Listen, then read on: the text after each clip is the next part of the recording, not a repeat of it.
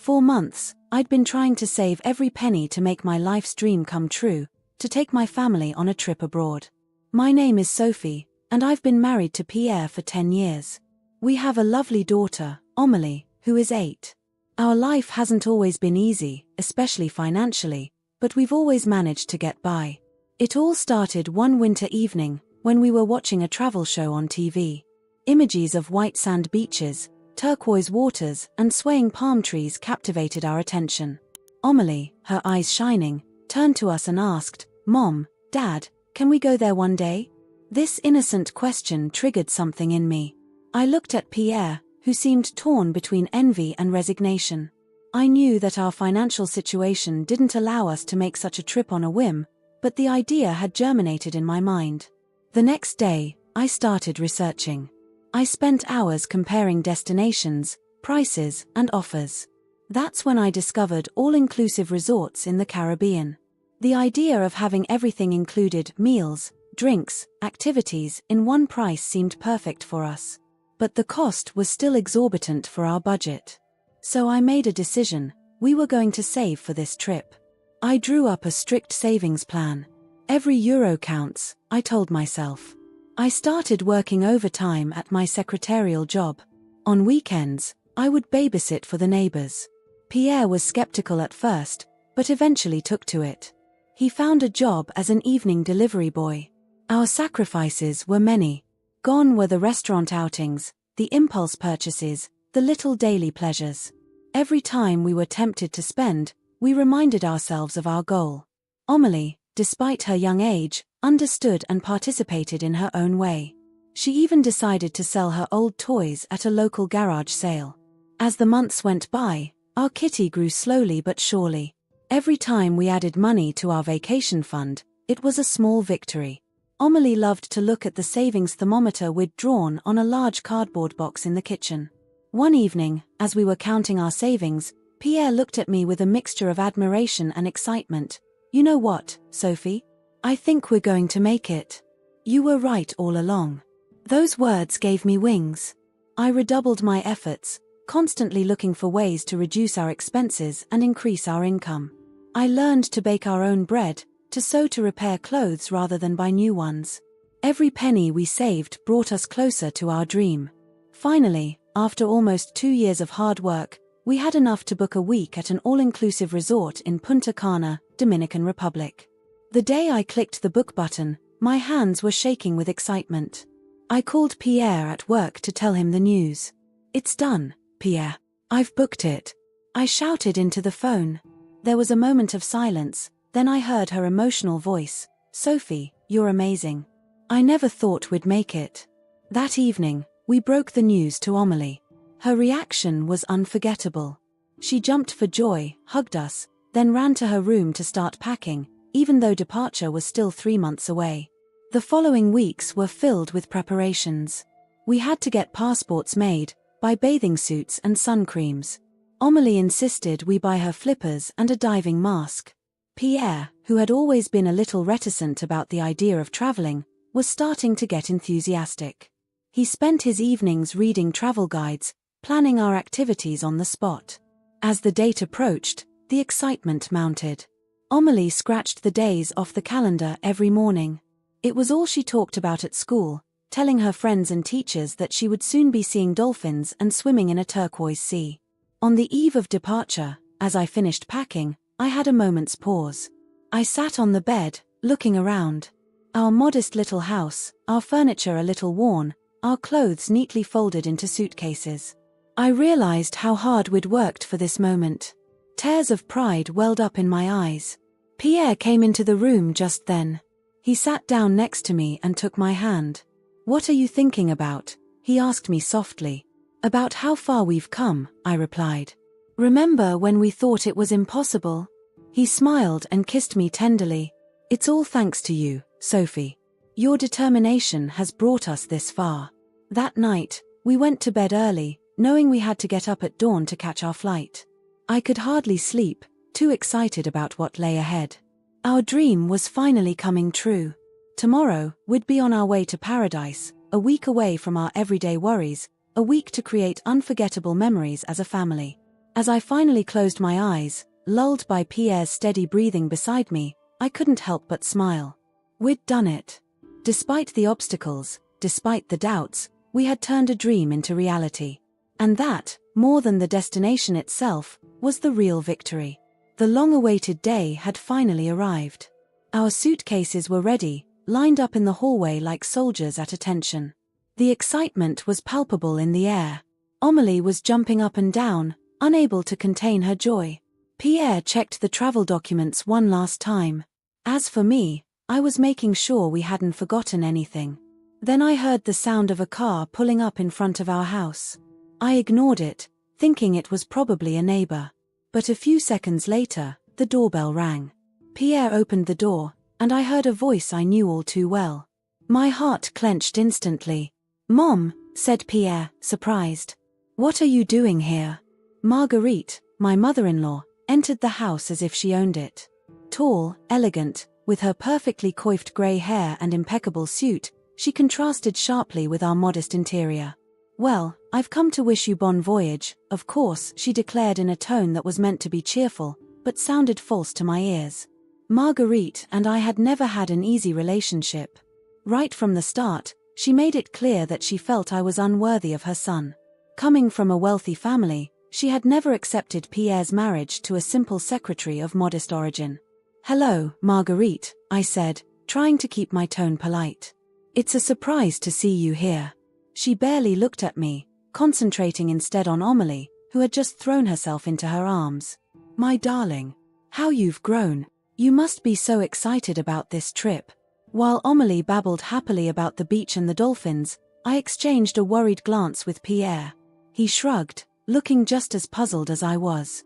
Marguerite began inspecting our suitcases, frowning. "Really, Pierre, you're going to wear those old shirts to a luxury resort?" She sighed dramatically. "I should have bought you some new clothes." I gritted my teeth, feeling the anger rise in me. These old shirts were perfectly fine, and we'd worked hard to afford this trip. "Our clothes are fine, Marguerite," I said, trying to keep my composure. "We're not going to a fashion show." She gave me a condescending look. "Oh, my dear Sophie, you don't understand. In these places, looks are everything." I took a deep breath, reminding myself that we were leaving soon and I didn't want to spoil the moment. But Marguerite wasn't finished. "By the way," she said, turning to Pierre, "how did you afford such a trip? I hope you didn't do anything foolish."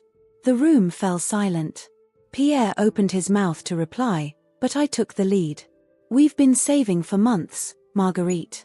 Every penny. We worked hard for this trip." She laughed, a sound that made me shiver. "Oh, my poor Sophie. Do you really think saving a few pennies on your secretary's salary can pay for a trip to the Caribbean?"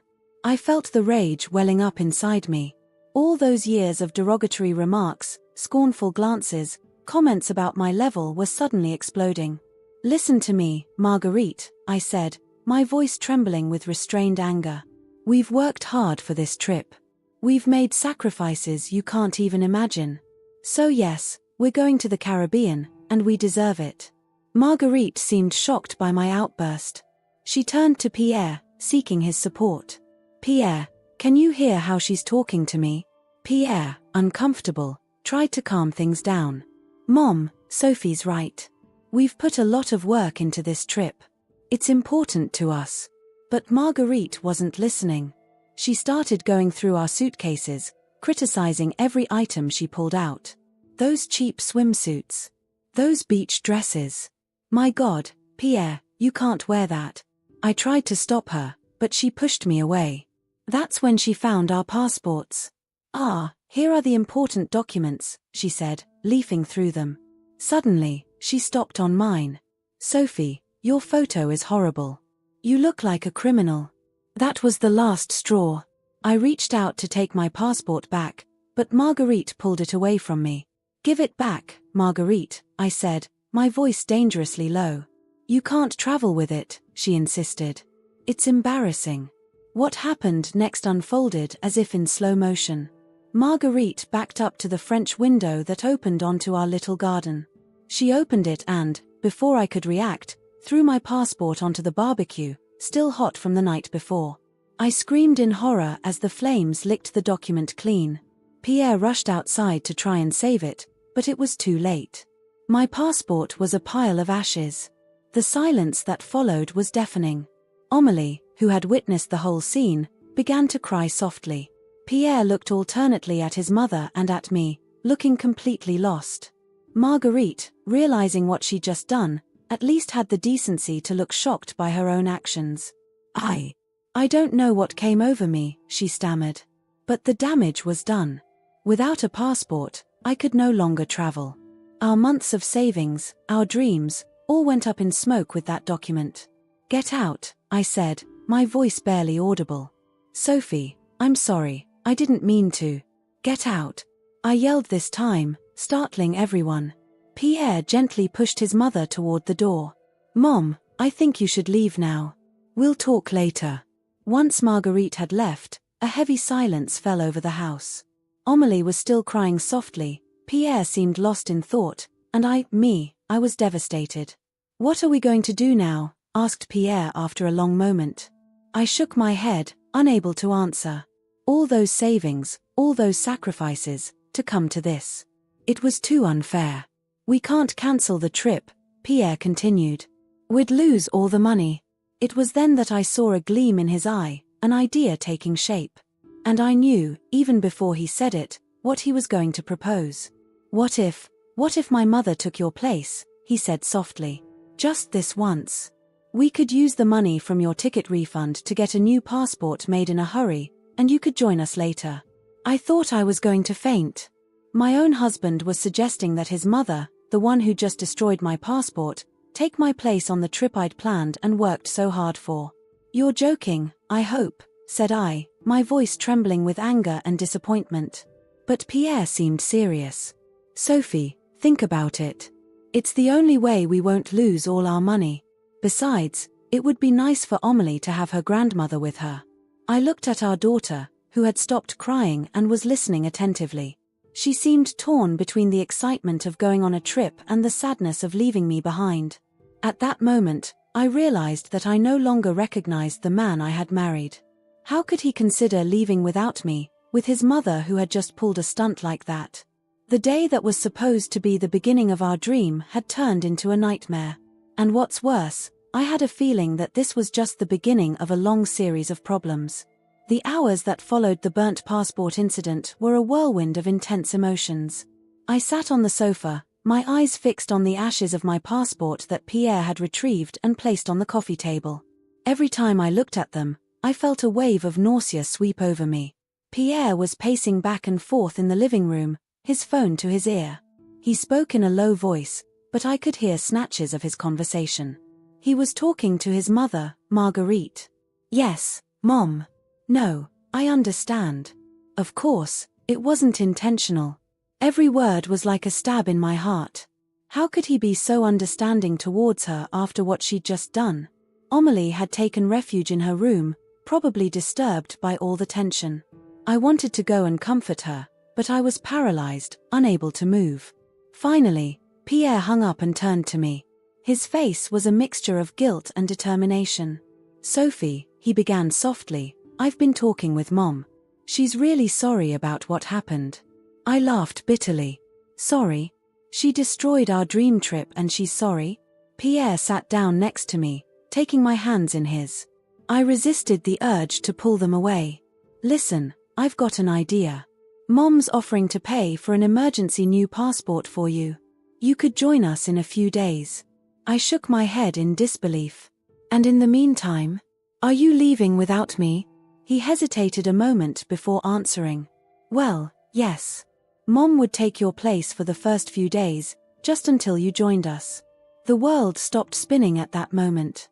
I stared at Pierre, searching his eyes for any hint of a joke, any sign that this was all a bad joke. But no, he was serious. You want your mother, the one who just burned my passport, to take my place on the trip I planned and paid for? My voice trembled with contained rage. Pierre looked uncomfortable. It's only for a few days, Sophie. Think of Amélie. She was so excited about this trip. What about me? I yelled, finally losing my cool. I worked for months for this trip. I've worked overtime, saved every penny, and now you want me to stay here while your mother takes advantage of my efforts. Pierre tried to calm me down, but I was beside myself. I stood up abruptly, knocking the vase onto the coffee table. Water and flowers spilled onto the floor, but I paid no attention. Sophie, please be reasonable, Pierre pleaded. It's the best solution for everyone. The best solution for who? For you. For your mother. I shook my head in disgust. I don't recognize you anymore, Pierre. The man I married would never have proposed such a thing. Just then, Amélie came out of her room, drawn by our cries. Her eyes were red and puffy, a sign that she had been crying. Mommy, Daddy, what's going on? She asked in a small voice. Pierre rushed over to her, taking her in his arms. Nothing, darling. Mommy and Daddy are just having a little chat. I laughed bitterly. A little chat? Really, Pierre? Amélie looked at me, her big eyes full of concern. We're not going on vacation anymore. My heart clenched. How do you explain to an 8-year-old that her grandmother had just destroyed our vacation plans and that her father wanted to go without me? Sigh, ma puce, Pierre replied before I could say anything. We're going to leave as planned. But Mom will join us a little later. I felt anger rise in me like a wave. How dare he make this decision without even consulting me? No, I said firmly. No, Pierre. I won't join you later. If you go without me, I won't come at all. Amélie's face broke down. But Mom, you promised. These words broke my heart. I wanted to take my daughter in my arms, explain, but Pierre pulled her away from me. Don't worry, Amélie. Mommy doesn't mean what she says. She's just a bit upset at the moment. I looked at Pierre, shocked by his attitude. He was talking about me as if I were a capricious child, as if my feelings didn't matter. Stop it, Pierre, I said, my voice trembling with anger. Don't make me out to be the villain of the piece. It was your mother who burned my passport, and it's you who wants to leave without me. Amélie looked at us in turn, confused and frightened. I realized we were traumatizing her with our argument. Amélie, darling, I said softly, go to your room, please. Daddy and I need to talk. Once Amélie was gone, I confronted Pierre. How can you do this to me? How can you choose your mother over me? Pierre sighed, running a hand through his hair. I'm not choosing anyone, Sophie. I'm just trying to find a solution that works for everyone. A solution that suits everyone? I repeated, incredulous. And how does this solution suit me? You'll join us in a few days, he insisted. You'll still enjoy the vacations. I shook my head, suddenly realizing how little Pierre understood. It's not just a question of vacations, Pierre. It's a question of respect, of trust. Your mother deliberately destroyed my passport, and instead of defending me, you take her side. Pierre looked hurt. I'm not taking anyone's side. I'm just trying to save our vacation. Our vacation, laughed I bitterly. This vacation was supposed to be for our family. You, me, and Amélie. Not your mother. Silence fell between us. I looked at the man in front of me, the man I'd loved for so many years, and realized I didn't recognize him anymore. Where was the man who had sworn to always support me, to always protect me? If you're going away with your mother, I said softly, don't expect me to be here when you come back. Pierre's eyes widened in surprise. You can't be serious, Sophie. I've never been more serious in my life, I replied. You have to choose, Pierre. Me or your mother? Pierre looked torn, looking alternately at Amélie's bedroom door and at me. Finally, he took a deep breath. I'm sorry, Sophie, he said softly. But I think going on vacation is the best thing for Amélie. She's waited so long for this moment. These words hit me like a physical blow. I recoiled, suddenly feeling like a stranger in my own home. Then it's decided, I whispered. You've made your choice. Pierre tried to approach me, but I pushed him away. Sophie, please try to understand. But I didn't want to hear any more.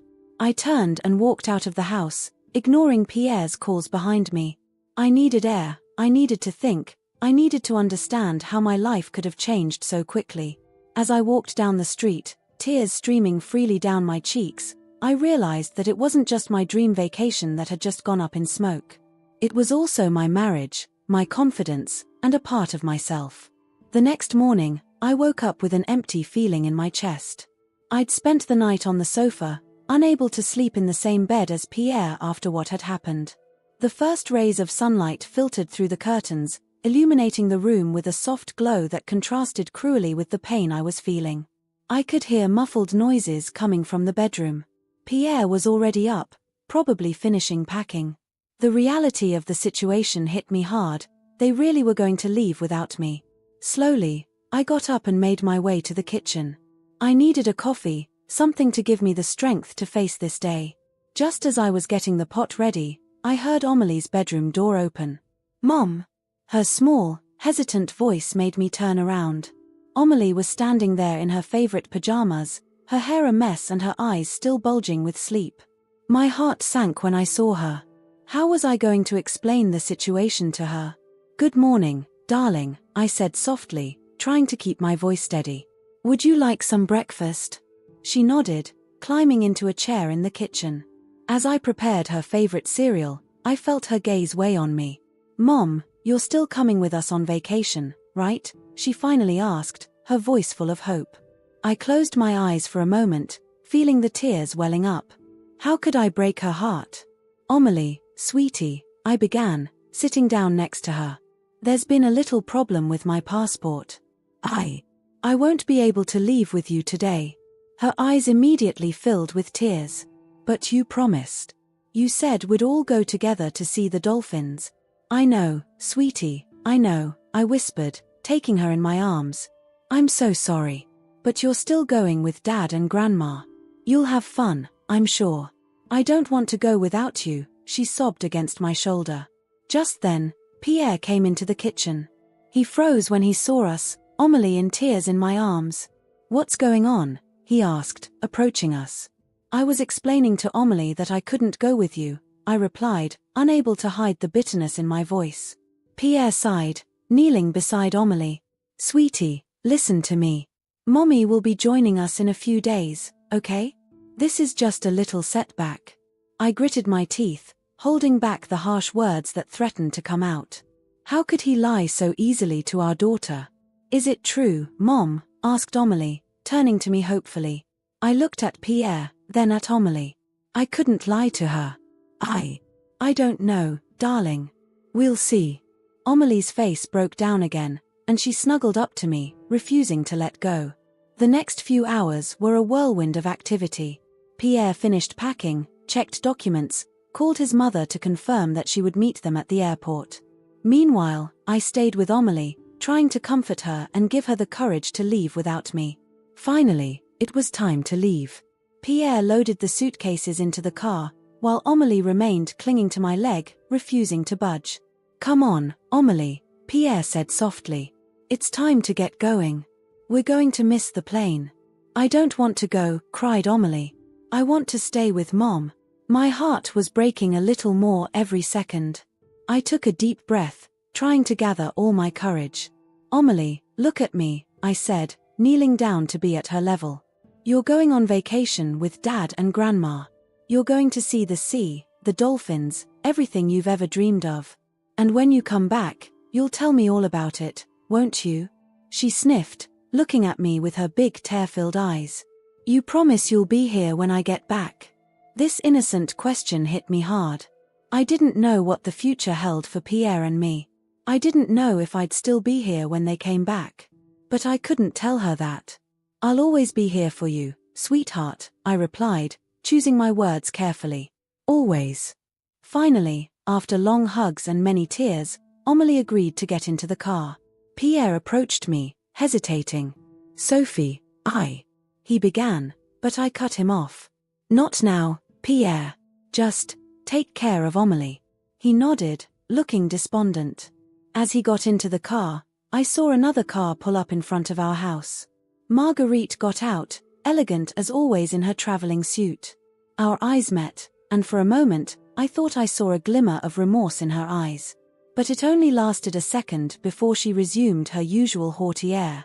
"Hello, Sophie," she said coldly. "It's such a shame you can't come with us." I clenched my fists, fighting the urge to tell him what I really thought. Instead, I simply nodded, unable to utter a word. Marguerite climbed into the car, taking the seat that should have been mine. I looked at Amélie through the glass, her little face pressed against the window, tears streaming down her cheeks. As the car started, I felt something break inside me. It was as if a part of my soul was leaving with them. I watched the car pull away until it disappeared around the corner. The silence that followed was deafening. I just stood there on the sidewalk, unable to move. Neighbors passing by looked at me curiously, probably wondering why I hadn't gone on vacation with my family. Slowly, I returned to the house. The interior suddenly seemed too big, too empty. Amélie's toys scattered around the living room, Pierre's half-drunk cup of coffee on the kitchen table, everything reminded me of what I'd just lost. I collapsed on the sofa, tears streaming freely down my cheeks. How had it come to this? How had our dream of a family vacation turned into this nightmare? The hours passed, and I stood there motionless, lost in thought. The phone rang several times, but I didn't answer. I knew it was probably Pierre, trying to tell me that they'd arrived at the airport, or maybe already on the plane. But I wasn't ready to talk to him. As the sun began to set, coloring the sky with orange hues, I finally found the strength to get up. I wandered around the house, touching familiar objects, remembering the happy times we'd shared as a family.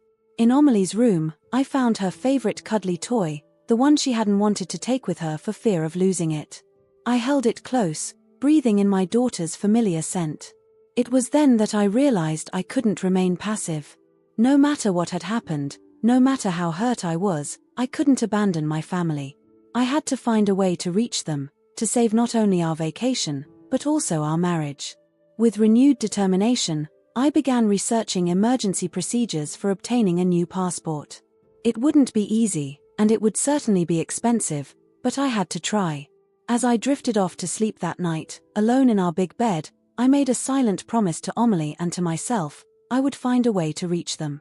Because despite everything, despite the pain and the betrayal, they were my family. And I wasn't ready to give up. 2 days had passed since my family had left. 2 interminable days, filled with loneliness and questioning. I'd spent most of that time trying to get a new passport in a hurry, juggling calls to the authorities and visits to the relevant offices. It was a frustrating and exhausting process, but it was the only thing that gave me any semblance of purpose, that kept me from sinking completely into despair. That morning, I was preparing to make another attempt with the authorities when my phone rang. The number on the display was unknown to me, but the international area code told me the call was coming from the Caribbean.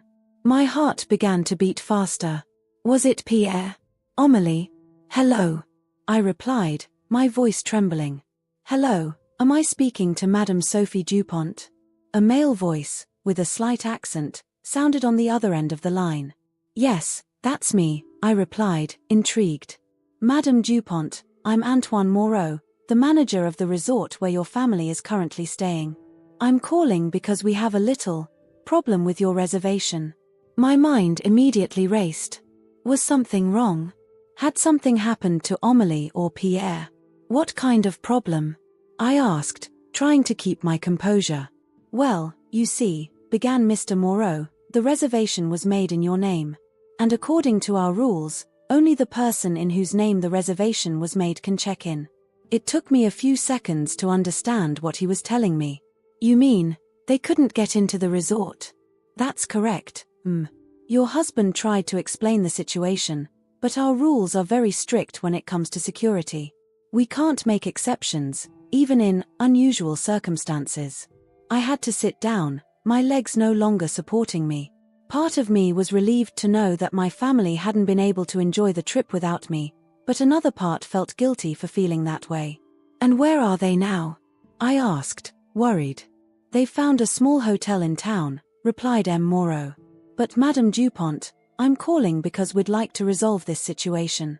Your booking represents a significant investment, and we wouldn't want you to lose that money.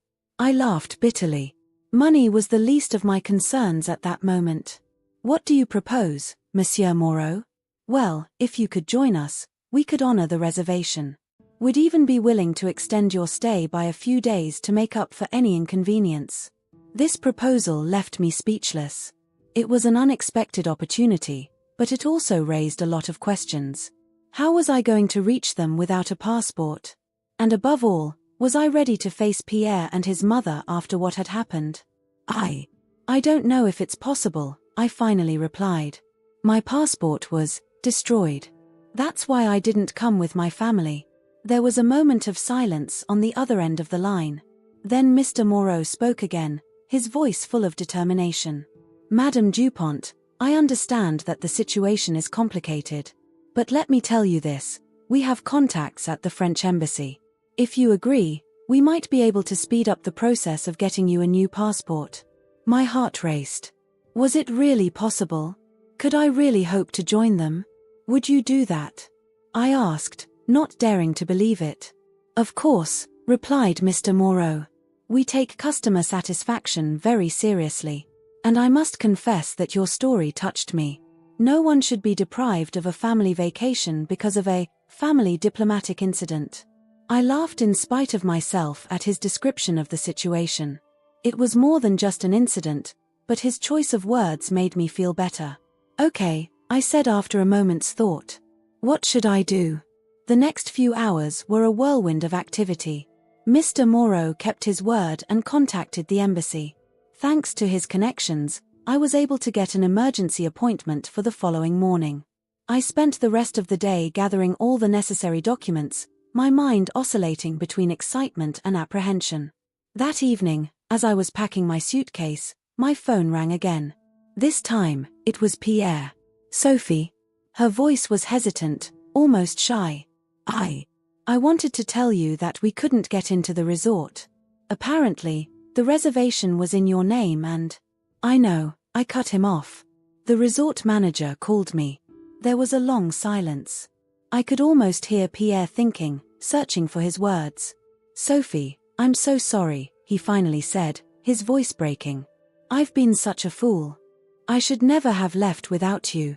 Amélie won't stop crying, she wants to go home.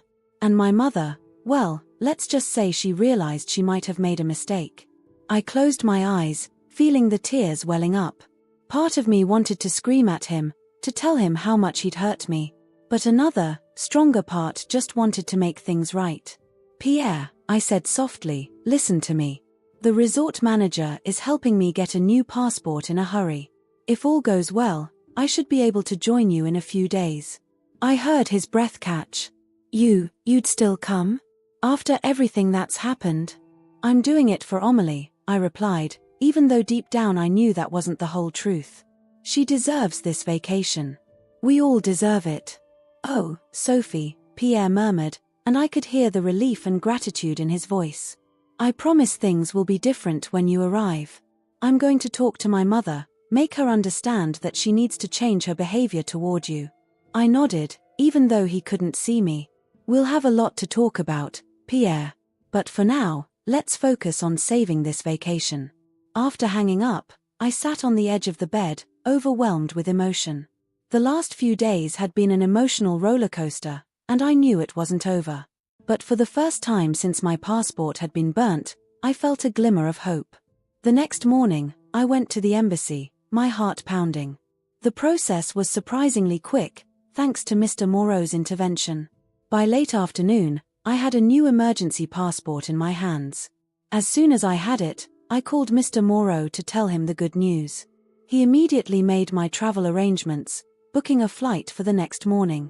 That night, as I lay in bed, I thought about everything that had happened.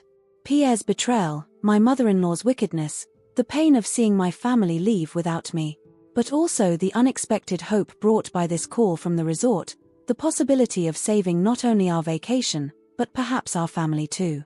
I knew the road ahead would be difficult. There would be difficult conversations to have, apologies to make and accept, boundaries to set. But for the first time in days, I felt ready to face these challenges.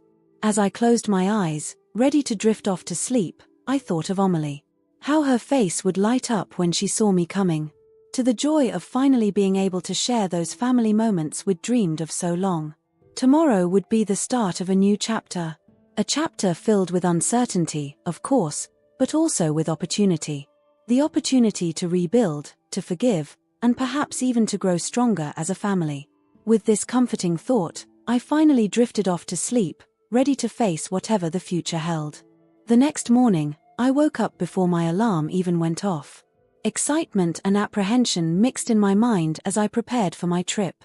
My new passport was neatly tucked away in my handbag, a constant reminder of all that had happened and what lay ahead. As I closed my suitcase, my phone vibrated. It was a message from Pierre. Bon voyage. We look forward to seeing you. I love you. Those simple words sent a whirlwind of conflicting emotions through me. The love was still there, but it was now tinged with pain and distrust. The drive to the airport was a fog of thoughts. Every kilometer brought me closer to my family, but also to a confrontation I was dreading. How would I react when I saw Pierre and his mother? Could I really forgive and move on?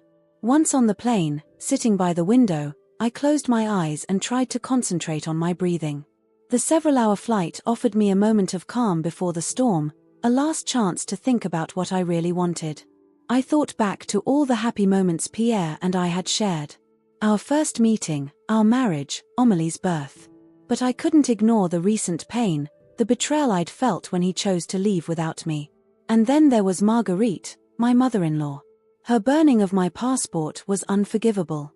How could I ever trust him again? How could we coexist in the same family after that? But in the midst of all these questions, one image remained clear in my mind, Amelie's face. My little girl who hadn't asked for any of this, who deserved united parents and a happy vacation. It was then that I realized that the decision I was about to make didn't just concern me. It would affect our whole family, especially Amelie. I had to think of her first. The plane landed smoothly on the sunny tarmac of the Caribbean airport. The contrast between the grey climate I'd left behind and the tropical heat that greeted me was striking.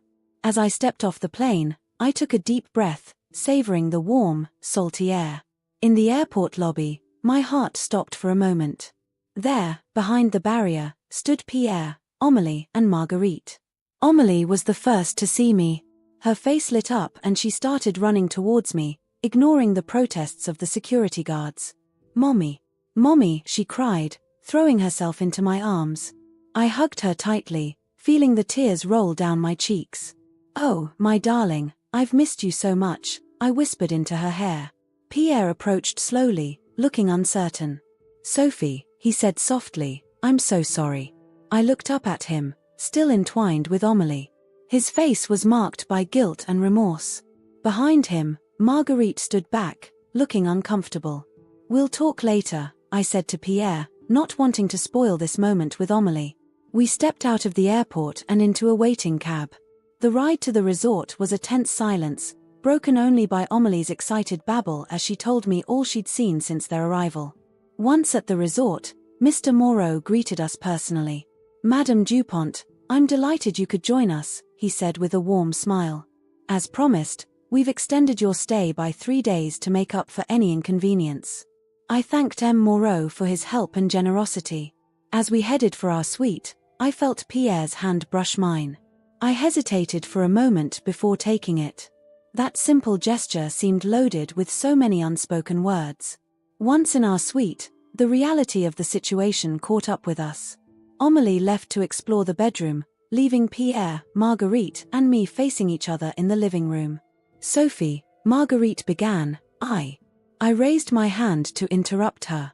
"Not now," I said firmly. "I'm tired from the trip. We'll talk tomorrow." Pierre nodded, understanding. "Sure. Get some rest. We have plenty of time to talk." That night, lying in the suite's large bed, listening to Amelie's peaceful breathing beside me, I pondered the decision I had to make. Should I forgive and try to save our family? Or was it time to draw a line under this relationship that seemed so damaged? The next morning, I woke up early. I left Pierre and Amelie to sleep and went out onto the terrace. The view of the ocean was breathtaking. Gentle waves licked the white sand, and the sun was just beginning to rise, coloring the sky in shades of pink and orange. It was here, in the face of this serene beauty, that I made my decision. When Pierre joined me on the terrace, Cup of coffee in hand, I was ready. Pierre, I said softly, we need to talk. He nodded, sitting down next to me. I know. Sophie, I want you to know how sorry I am. I made a terrible mistake leaving without you. I didn't know how to defend you against my mother, and I deeply regret that. I took a deep breath. Pierre, what happened hurt me deeply. Not just the fact that you left, but the fact that you let your mother treat me like that for years. I feel like our marriage has become a battlefield, with your mother on one side and me on the other. And you stayed in the middle, refusing to take sides. Pierre lowered his eyes in shame. You're right. I was a coward. I was afraid of upsetting my mother, but in doing so, I hurt you, the woman I love. Pierre, I continued, I came here not only for Amélie, but also because I still believe in us. But things have to change. We can't go on like this. He looked up at me, hopeful. I'm willing to make whatever changes are necessary, Sophie. I promise. Here's what I propose, I said. We're going to enjoy this vacation as a family. We're going to give Amélie the happy times she deserves. But in the meantime, you and I are going to have some serious conversations. We're going to set clear boundaries with your mother. And when we get home, we'll start couples therapy. Pierre took my hand in his. Whatever you want, Sophie. I'll do anything to fix our family. What about your mother? I asked, knowing this was the trickiest part. Pierre took a deep breath. I'll talk to her today. I'll make her understand that she must change her behavior toward you, or she risks losing her place in our lives. I'll never let anyone disrespect you again, not even my own mother. I felt a weight lift from my shoulders. For the first time in a long time, I felt like Pierre was really on my side. It's not going to be easy, I warned. We have a lot of work to do. I know, Pierre replied. But you're worth it. Our family is worth it. Just then, Amélie came out onto the terrace, rubbing sleep from her eyes. Mom, Daddy, are we going to the beach today? We exchanged a look, a small smile on our lips. Of course, darling, I replied. Let's go get ready. As we walked back into the suite, I realized my decision was the right one. It wouldn't be easy, but I was ready to fight for our family. With love, patience, and hard work, maybe we could turn this crisis into an opportunity to grow and become stronger together. The days ahead would be crucial. There would be difficult conversations, moments of doubt, maybe even tears. But for the first time in a long time, I had hope. Hope that we could overcome this ordeal and come out of it more united than ever. The days that followed my arrival at the resort were a mixture of intense emotions and moments of simple happiness. Amélie was ecstatic, taking full advantage of the beach, the pool, and all the activities the resort had to offer. Pierre and I tried to maintain a facade of normalcy in front of her, but the underlying tensions were palpable. On the third day of my stay, while Amélie was taking part in a shell necklace-making workshop, I decided it was time to have that dreaded conversation with Marguerite. Pierre had insisted on being present, which I reluctantly agreed to do. We sat down on the terrace of our suite, facing the ocean. The contrast between the serene beauty of the landscape and the emotional storm that was brewing was striking. Marguerite arrived, looking tense but determined.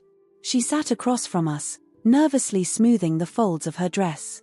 Sophie, Pierre, she began, I know what I've done is unforgivable. I don't know what came over me.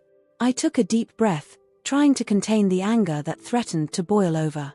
What got into you, Marguerite, was years of contempt and resentment toward me. It wasn't an isolated act, it was the culmination of your behavior since Pierre and I have been together. Marguerite looked shocked by my frankness, but she didn't deny it. Pierre put his hand on mine, silently encouraging me to continue. You've always considered me inferior, unworthy of your son, I continued. You've constantly tried to separate us, to sow discord in our marriage. And this time, you've crossed a line I never thought possible. With tears in her eyes, Marguerite nodded. You're right, Sophie. I was blinded by my prejudices, by my fear of losing my son. I realize now how unfair and cruel I've been to you.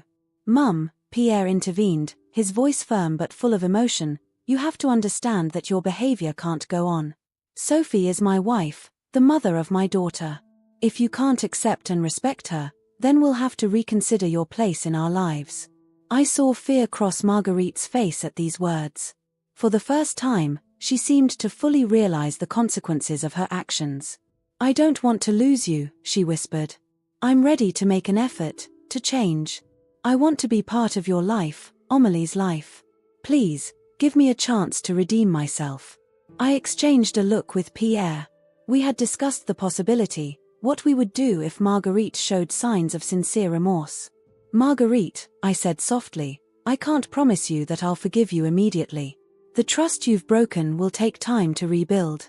But if you're really willing to make an effort, respect our boundaries and treat our family with respect, then we're willing to try. Tears flowed freely down Marguerite's cheeks now. Thank you, Sophie. I promise I'll do everything in my power to undo the harm I've caused. Pierre spoke up, his voice imbued with a determination I'd never heard from him before. Mom, this means you may have to go to therapy to work through your issues. It means you'll have to respect our decisions as parents and as a couple. And most of all, it means you'll have to treat Sophie with the respect she deserves. Marguerite nodded, wiping away her tears. I understand. I'm ready to do whatever it takes.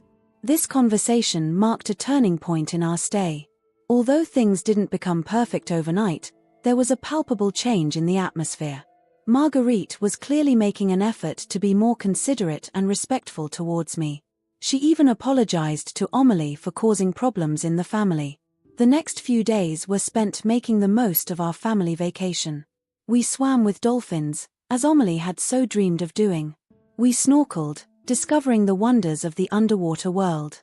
In the evenings, we all had dinner together, including Marguerite, and for the first time I felt that we were truly a united family. One evening, as Amélie slept peacefully and Marguerite retired to her room, Pierre and I took a moonlit walk on the beach. The sound of the waves and the gentle breeze created an almost magical atmosphere. Sophie, Pierre said, stopping to face me, I wanted to thank you. Thank me? I asked, surprised. Yes, for not giving up. For having the courage to come here despite everything that's happened. For giving us a chance to rebuild our family. I felt tears welling up in my eyes. Pierre, our family is worth it. You and Amélie mean everything to me.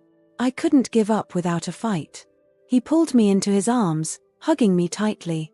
I promise you things will be different from now on. I'll be the husband and father you and Amélie deserve. We stayed like that for a long time, entwined under the stars, the sound of the waves in the background. It was as if we were sealing a new pact, a new commitment to each other. The last day of our vacation came too quickly. As we packed our bags, I couldn't help but reflect on all that had happened since I'd received that unexpected call from the resort. What began as a tragedy had turned into an opportunity for healing and growth for our family. Before we left, Mr. Moreau came to greet us personally. I hope your stay lived up to your expectations, Madame Dupont, he said with a warm smile. It exceeded all our expectations, Monsieur Moreau, I replied sincerely. You offered us much more than a vacation. You gave us the opportunity to save our family. On the plane home, as Amélie slept peacefully between us, Pierre took my hand. You know, he said softly, I think this vacation has changed us forever. I nodded, fully understanding what he meant.